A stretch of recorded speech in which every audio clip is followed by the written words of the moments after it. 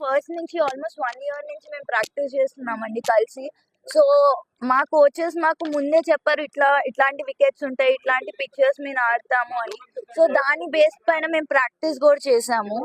So మాకు దానివల్ల చాలా ఈజీ అయింది మాకు ఆడటం కూడా, గెలిచి రావటం. అండ్ అందులో విన్నింగ్ ఫినిష్ చేసి వచ్చాను. సో చాలా హ్యాపీగా ఉంది.